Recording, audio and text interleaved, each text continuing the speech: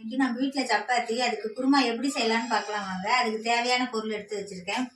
பட்டை, கிராம்பு, இலை, பச்சை மிளகா, வெங்காயம், கருவேப்பிலை, 2 தக்காளி பொடிசாக வச்சுருக்கேன், 2 உருளைக்கிழங்கு, கொத்தமல்லி தழை, மஞ்சத்தூள், கடுகு. வாங்க எப்படி செய்யலான்னு பார்க்கலாம் வாங்க. எண்ணெய் ஊற்றிக்கலாம்.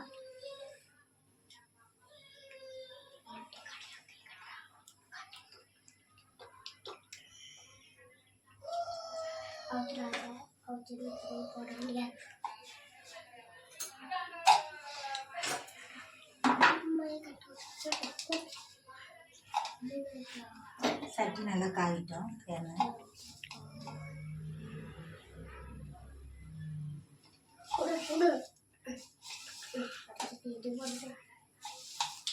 கடுகு 2 ஸ்பூன் பொரிஞ்சிச்சு. பிரியாணியில் பட்டை, கிராம்பு போட்டுக்கலாம்.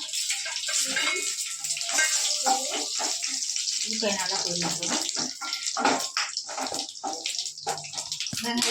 வெங்காயம் போட்டுக்கலாம்.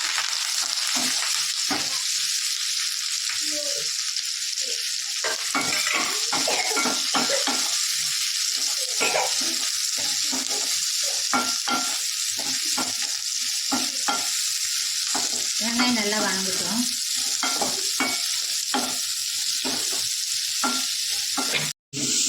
வெங்காயம் நல்லா வணங்கிடுச்சு. கொஞ்சம் மஞ்சத்தூள் போட்டுக்கலாம்.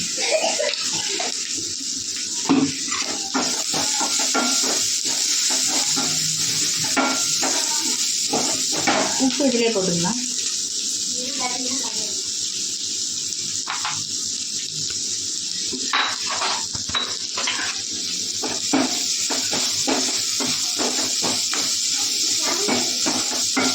தக்காளி கருது. வெங்காயம் தக்காளி நல்லா வணங்கிடுச்சு. உருளைக்கிழங்கு போடணும்.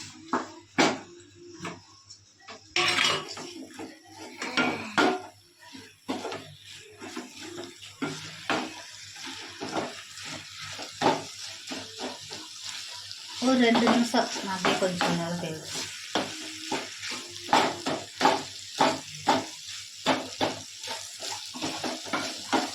நல்லா அப்படி நல்லா கிண்டி விடணும்.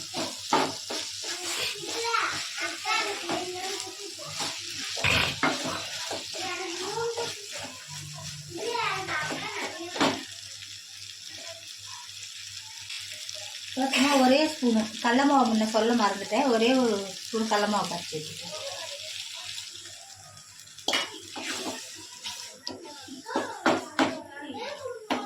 கடல மாவு கொஞ்சம் டேஸ்ட் நல்லா இருக்கும்.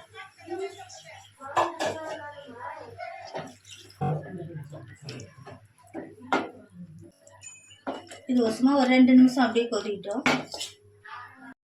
அவ்வளோதான், நல்லா இருந்துச்சு. அடுப்பு ஆஃப் பண்ணிக்கலாம். கொத்தமல்லி தழை அப்படியே தூவி விட்டுக்கலாம். அந்த பக்கம் ரெடி ஆயிடுச்சு. இப்போ தான் சப்பாத்தி. இதே மாதிரி நீங்களும் உங்கள் வீட்டில் செஞ்சு பாருங்கள்.